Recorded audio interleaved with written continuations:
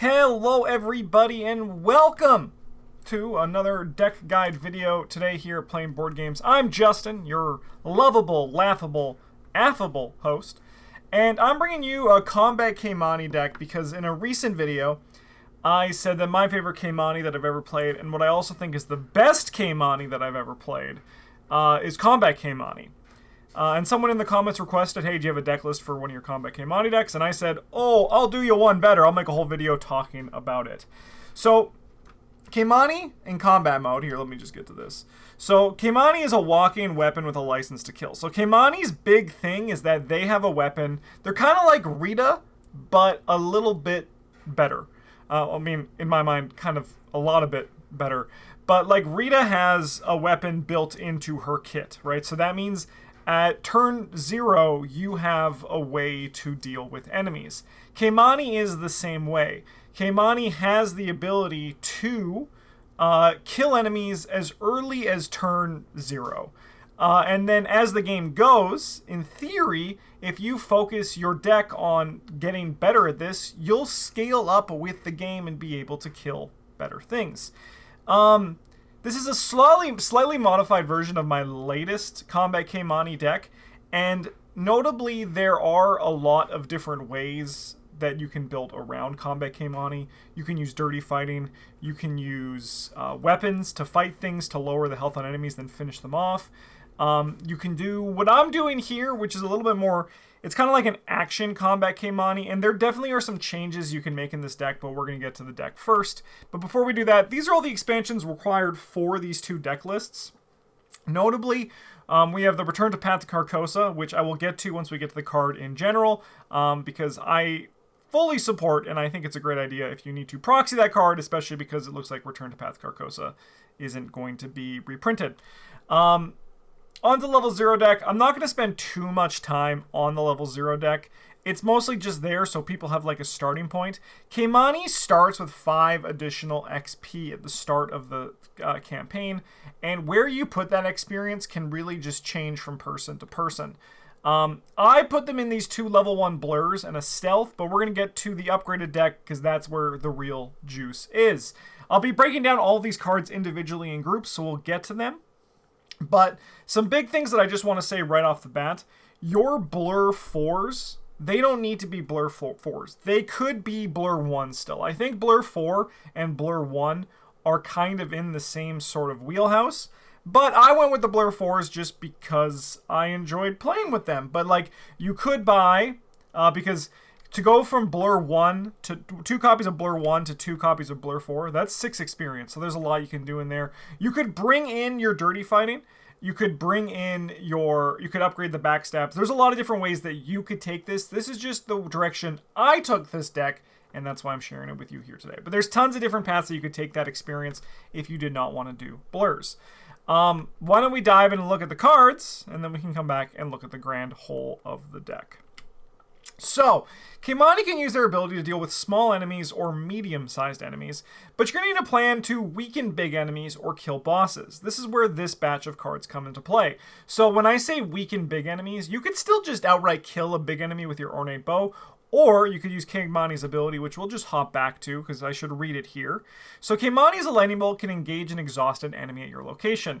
As a reaction, when you attempt to evade an exhausted non-elite enemy, you add your book value to your skill value for this attempt. If you succeed by at least X, discard that enemy. X is the remaining enemy's health. So you get to evade at 7, and you need to succeed. Generally, you want to be aiming to succeed by 3, which is not actually too hard a lot of the times. So it's, remember that you're evading the enemy. So like if we look at Fletcher, for example, to outright kill an enemy, to kill Fletcher here, you will be testing, assuming there's no other modifiers, you're going to be testing 7 to his 3. You will then need to succeed by at least 3 to discard that enemy. It sounds hard, and it is if, you're trying to kill Fletcher that way. But if you have other tools at your disposal, it becomes a lot easier. So, back to these cards. These are here to help us fight enemies. So, Ornate Bow obviously has great synergy with Kymani's high foot value because you get to attack at 7 with it with no other modifiers. That's pretty sick. It also deals 3 damage, which is a big hunk of juice. but it also works in tandem with how often you'll want to be evading. With boss fights, you're going to be evading them even if you can't use your ability, because our kit is designed to evade, and it'll let everyone work around the enemy, the boss enemy, with no stress involved. Sneak attack is also active for boss killing if you look at always evading bosses.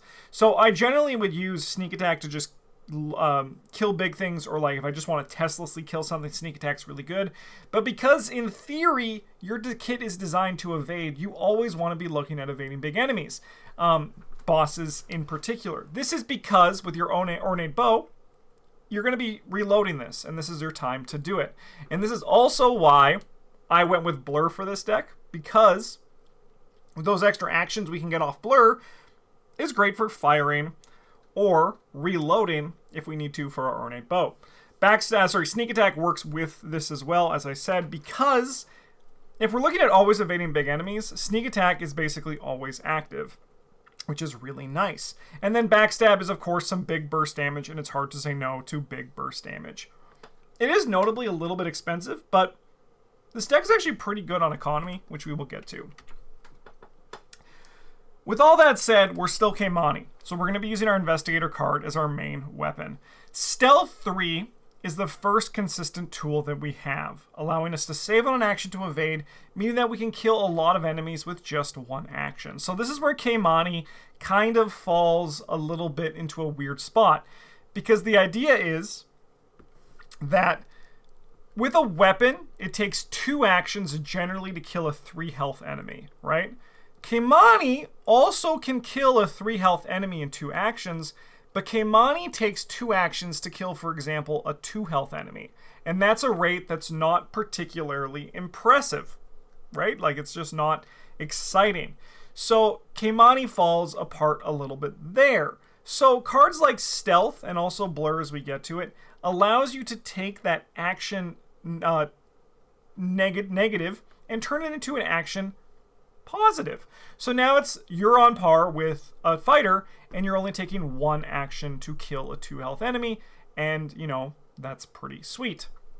Stealth -2 also gives us a -2 to the evade value, which means that bigger enemies will be easier to cut down. So now essentially with Stealth 3, that -2 means we're essentially getting like +4 to our skill value, 2 from our book, 2 from the stealth -2, which means we're kind of not really evading at 9. Not actually, we're evading at 7 still, but the game is reduced by 2. But it kind of like follows the same thing. And also the downside of stealth isn't really a problem, right? Because like the whole idea with stealth is that it's a free evade that doesn't actually evade the enemy. But with Kymani, you're using this on an enemy that's already evaded, right? So like you're doing a normal evade and you're using your stealth as a weapon to kill people. As I said earlier, Stealth 3 is actually from Return to Path to Carcosa, because all the Return to boxes, as far as everyone can tell, are seeming to go out of print potentially forever. So I think you should consider proxying your Stealth 3, or alternatively just using your Stealth 0s and remembering that they're Stealth 3s if you want to play with these cards. Blur 4, as I said, this could be Blur 1. But for this deck, I went with Blur 4. It allows us to get action positive on our evades, whether it be the setup or the kill, and it always feels nice to get ahead on actions. In addition, Blur is great for elite enemy evades because it means more time with your own bow. Look at this. I already set all these cards that I had. I already set all these points that I had in the slide. I'm feeling pretty dang good about this video so far, and I hope you are too. Next up on this list, have you ever wanted to draw a lot of cards and gain a lot of resources and also find whatever card you want? Well, look no further than Pickpocketing and Lucky Cigarette Case. So Pickpocketing already has obvious synergy with Kymani. You're looking to evade enemies every turn. You're looking to evade enemies by very high values. So Pickpocketing 2 is just like the bee's knees. This card basically also adds to Kymani's ability. Like if we look at it as a weapon, right? It's a weapon that now basically says draw a card or gain a resource whenever you attack with it. And if you attack really well with it, do both. That's a really good weapon. If that was on a weapon, people would play that weapon a lot. So that's why Pickpocketing is really good with Kymani. I also, while playing, if I felt confident in my evade, I'd wait until the killing evade, I'm putting it in quotes there because it's not actually you know, that's not what it's called. It's just an evade action. But it's the evade action that kills an enemy. So I use my pickpocketing on that one because by design on that test, I want to be passing that test by 2. And then Lucky Cigarette Case 3 is just like probably one of the best cards in the game. And you are looking at making really high test values against very low test scores, right? So like Lucky Cigarette Case works very well with lockpicks, and you're kind of pseudo building your own lockpicks with Kymani. Speaking of, you should also look at the suggestion as another option for Kymani. It's not in this video, but it's one that I forgot earlier. It's another path that you could take with Kymani. But Lucky Cigarette Case is really good. It's really good. It's going to help you find what you need, and that's awesome. That's awesome. Continuing into our economy, there's not too much to say about them. Easy Mark is easy to assemble in this deck in combination with pickpocketing the Lucky Cigarette Case 3. Watch this, commits for a foot symbol, and obviously that's what we want to be doing. And you're going to bet the whole house on it because you want to be succeeding by 1. Save your watch this for your kill evades. Like, that's kind of like where you really want to be focusing on Kymani, is how can I get the best out of my kill evades, because that's what I want to be doing the most, right? And like, that's where like the flex combat, like the flex Kymani can do things, right? Like if you put lockpicks in this deck, the deck's not gonna get worse. If you put, I mean, like it does if you're fighting with the Ornate Bow, it's gonna get worse. But like you could like replace it with a 25 automatic, even honestly.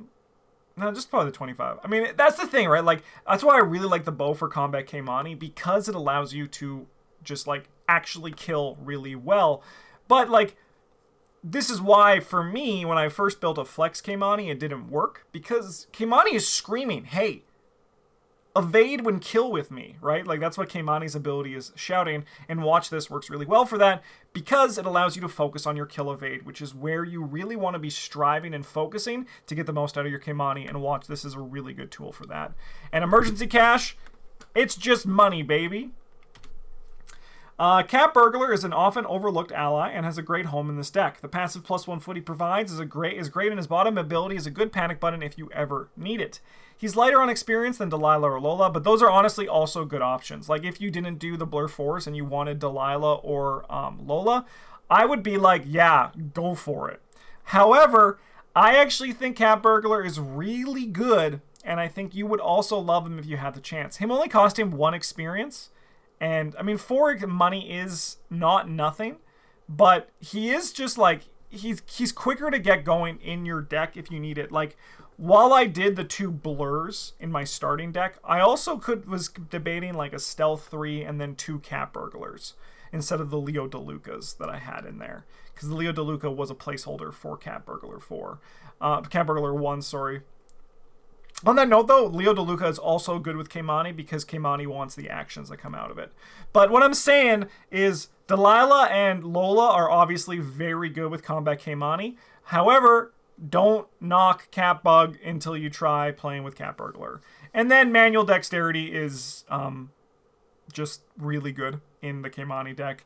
And if you have extra XP, the upgrade is even better because you'll be drawing 2 cards. You'll be going card positive. And that's great. Next up here, we got I think these are our last batch of cards for this deck. But we got Daring Maneuver is doing the best impression of Lucky that it can.